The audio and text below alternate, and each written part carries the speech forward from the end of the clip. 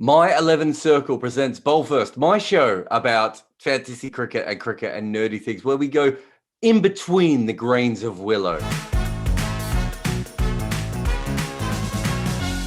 This was the comeback game. Suresh Raina, remember him? He missed last season for reasons. I mean, lots of reasons. There were so many reasons. There wasn't a specific reason as far as I could tell, but he didn't play.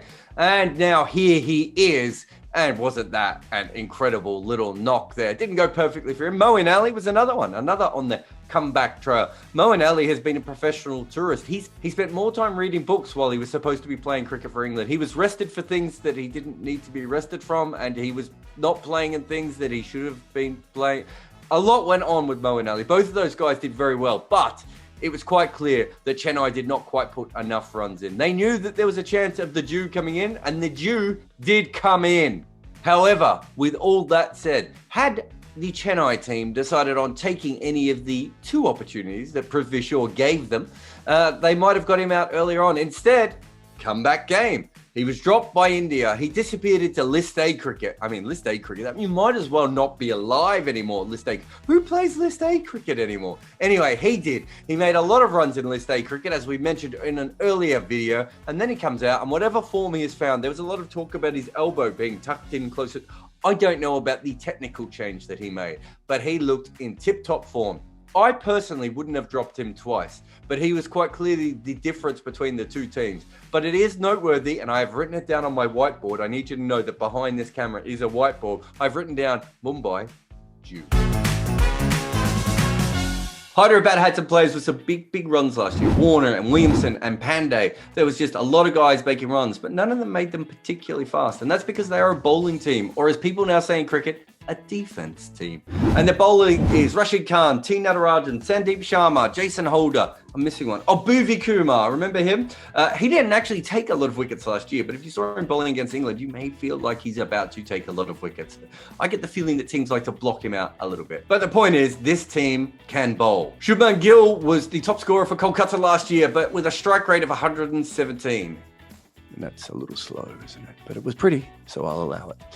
Nitesh Rana and Owen Morgan made a lot of runs too, and did so at a much more friendly scoring rate. The weird thing about Kolkata last year is that their bowlers did not take wickets. We'll talk about Sunil Narine, I'm sure, at a later moment. But basically, Varun Chakravarti and Pat Cummins took some wickets. It's just that they took kind of all the wickets, and they didn't even take that many wickets. So there's certainly a thing here with the Kolkata bowlers. They're going to have to work out how to take wickets this year. Talking about people not being as good, Andre Russell. Do you remember when Andre Russell was absolutely amazing and the balls would sort of just bounce off his biceps and go for six? That was not happening last year. His form outside the Indian T20 league was quite good, but inside this league, I don't know. But that said, there's nothing here to show that he's on some massive decline or that his career is over. Could just be a blip year. Some things are just blip years. I'm backing him to score over 25 at this tournament. I know, it's a big call, but I think he will score over 25 in this tournament. Maybe not this game. Maybe not the next game. Maybe he'll score over 25 at some stage in this game. For Hyderabad, Johnny Bairstow had a bit of a down year last year. It was a little slumpy. And because of that, for balance, he may actually miss out on their starting lineup this year. He's gone from basically being close to the best opener in the tournament a couple of years back to, I don't know, but he did show some touches of incredible form at times for England when he was in India for long enough, not when he was back in Yorkshire walking his dogs. That didn't really work out for anyone, did it? One of the reasons I want Bairstow to find some sort of form and get selected again is just because I think him and Warner are the best opening partnership in the world when they're going. I love the way they run. I love the way they bat together. I love the way they have different skill. I just think it's a really, really good matchup. And from a purely selfish point of view, I would like Bairstow to come in and open again. Kolkata will have to make a choice with their spinners. And here's the thing. Kolkata hasn't had to make a choice with their main spinner in quite some time. That's because Sunil Narayan's just been, doing really good things consistently. He's been the good guy. He's been very, very good. But it's quite clear when you look at his overall record that it's not been trending in the right direction for a long time. Teams have stopped going out to him, and now they are scoring a little bit freer off him. And his last season was not ideal. So now they've got a choice between Sunil Narine and another overseas spinner, Shakib Al Hasan. Now, at one stage, Shakib Al Hasan was probably the best T20 player in the world. It's just that we weren't really thinking about things in those ways back then. Since then, his form is not quite as good. He has got older, plus there was the whole enforced holiday thing for the fixing. For that, taking the phone call about the fixing and not reporting the fixing, that kind of thing. So Kolkata have a choice between Shakib Al Hasan in his comeback era or Sunil Narine in his slow fade towards obscurity. It'd be very interesting. They're both incredibly talented bowlers, but not both in their peaks. I think one of the other big questions is who opens for Hyderabad. I've already talked up Johnny Bairstow a lot. I like Johnny Bairstow in T20 cricket. I think he's a fascinating, fun T20 cricketer. But Wriddhiman Saha, who I also really, really like, can open the batting. In fact, Wriddhiman Saha in his entire T20 career has basically shown that's where he is the goodest at. He has been good at number 7 as well, but he hasn't faced many balls there. So basically, opening is Wriddhiman Saha's position. And if you were to compare the two for wicket-keeping, I'm sorry about this, Johnny, but let's be honest, Wriddhiman Saha is a much better wicket-keeper than you.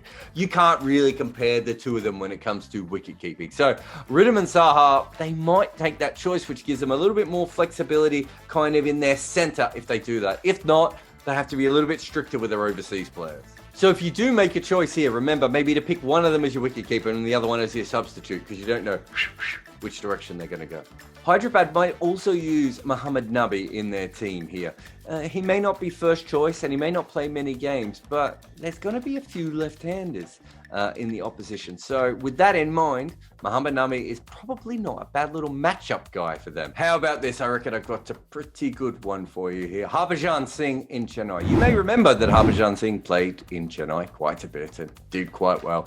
You may also remember that Harbhajan Singh has not played a professional cricket game in quite some time and may not be in the finest fettle. But if you had Harbhajan Singh on your roster and you were playing in Chennai, would you consider playing him? Well, these are his numbers, and I would suggest that it's a very, very good idea for you to consider bowling him in Chennai. Now, okay, there's an element of risk about it. You are plucking him out of semi-retirement at best, but Harbhajan Singh likes Chennai. He's liked it over the last couple of years. He may not quite be this bowler, but even if he's half this bowler, he'll still be pretty handy. Nitesh Rana and Owen Morgan play Rashid Khan well, and that's an important thing because most people do not play Rashid Khan well. And by play Rashid Khan well, I don't mean they smash him around the park. They just don't go out to him. But that in itself is an important thing. If you can have a couple of batters who don't go out to Rashid Khan, you should tell them to do that. You should encourage them not to go out to Rashid Khan. I did look up Andre Russell at Chennai, and the last couple of years, he hasn't played many knocks there, of course, but when he has been fast. He's made 141 runs from 80 balls in that time, which is a strike rate of who cares? It's 141 runs off 80 balls. Manish Pandey is also been quite good here too, and not that much slower, so he likes Chennai. Chennai's his thing. If this Chennai pitch is like the other night, expect the guys who hit the pitch quite hard to get something out of it, and also the ones who put a lot of revs on their slow ball. Pat Cummins is a pretty obvious one for this because he can hit the deck hard and also puts revs on his slow ball. It'll be very interesting to see if any of the other guys are quite handy here as well. Contrary to all my personal predictions, it did actually seem that it helped the seamers a little bit. Cummins took wickets in both of the matchups against Hyderabad last year, but it was Lockie Ferguson who actually took 3 wickets in one of the games. Shubman Gill scored a very slow, steady, but obviously very stylish 70-odd to be one of the better batters. And David Warner made a 50 in one of the games, coming in at number 4. Oh, I love it when your best opener can't bat opening the batting because your whole batting lineup sort of falling apart a little bit. The first thing to notice about the opening pitch at Chennai was that despite the fact it looked like it would spin, in fact, it did actually spin. The spinners didn't seem to like it there. There was some odd captaincy as well. Washington Sundar bowled 1 over for 7. Some of the other spinners maybe weren't at the top of their game, but basically, even though it did spin a little bit, it seemed like the batters didn't have any problems with that, whereas the seam bowlers, they seemed to just be in the game a little bit more. And it wasn't even just Washington Sundar that didn't bowl much. Shahbaz Ahmed only bowled, I think, 1 over as well. It was a really, really interesting game, the way that Rohit Sharma and Virat Kohli used their spinners. Now, Does this mean that without Chennai having a home pitch for Chennai players, it's just not going to be as friendly towards spinners? Was this a one-off? We don't know. Don't forget there are black pitches, there are red pitches there. Chennai can be a confusing place. Ask the English cricketers. I've already made that joke in a previous episode. No, we're keeping that joke in. We're keeping it in. That joke plays. I think we'll get a bit of a better look at this particular pitch with the spinners that we have on show. I know Chahal played very well last year, but obviously didn't come into this tournament playing particularly well in that first game. We're going to have Rashid and Chakravarti playing in this one. They were both pretty tasty last year. So it'll be really interesting to see how those two go in these conditions. I don't think teams are going to give up on spin just after one game, but I think you will see more and more slower balls and into the deck bowling, because that seemed to be how that first game went. But we are only one game into this season. So perhaps we have to, just take a step back a little. Maybe I got too excited at the thought of a spin-friendly track. So let's just see how this one plays a little bit, and then we'll have a much better idea. So let's not go crazy with our teams, although I have in fact gone crazy with my team. So here is my team. I'm not going to go too crazy on this one. I'm just gonna put the ball in the right, or put the fantasy players in the right areas. So I've gone the two obvious wicket keepers here. There might be some changes. Obviously, Johnny Bairstow might play, but I assume these are going to be the two wicket keepers unless something miraculous happens. Unless some sort of Marco Janssen thing happens. I've gone very heavy on the top order here because I think this is going to be a fairly low-scoring game with the bowling attacks that we have and also the style of Hyderabad. So I've gone Manish Pandey, Shubman Gill, Nitish Rana, David Warner, Kane Williamson there. Now my captain, I've gone David Warner because he's just a consistent runsman. He's a runsman. He's one of those runsmen you hear so much about. Taking a bit of a flyer on my vice captain. I noticed very few people took Manish Pandey for their vice captain. I've gone for him because I think he's a consistent run scorer, but also because I think he has good form at Chennai. I think let's encourage that. The man has good vibes there. Let's see if he can keep the vibes flowing. I've gone Andre Russell because surely he cannot continue, and he's going to want out. He's going to want to come out. I've got Andre Russell for my all-rounders. I didn't go too all-rounder crazy in this particular game. I honestly think that Andre Russell, he's got to bounce back a little bit, but also he hasn't played any cricket this year, so I'm assuming those knees, and if you don't know, his knees have no cartilage in them, so it's just bone on bone. That would hurt. Imagine if that was your knee. They're just bone on bone, really hitting each other. So the less cricket he plays, sometimes I think he might be in a better fettle. Better fettle?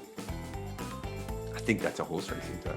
And with my bowlers, I've gone Rashid Khan because he's Rashid Khan. I've gone Pat Cummins because Kolkata like to sometimes push him up a little bit higher in the order than I think he should be going. And I've gone the other leg spinner, of course, because Chakravarti had a great year last year. It's still very early to tell, but if this wicket is going to spin, I'm going to need another spinner. And I'm going to back Rashid Khan and Chakravarti to still be quite good on this wicket. That's my team for my 11 circle. If you think you can do better, and frankly, if you can't do better, you should not be playing fantasy cricket. Head on over there. The links are down below. Do that. So play against me, see how you go, and I will see you right here tomorrow.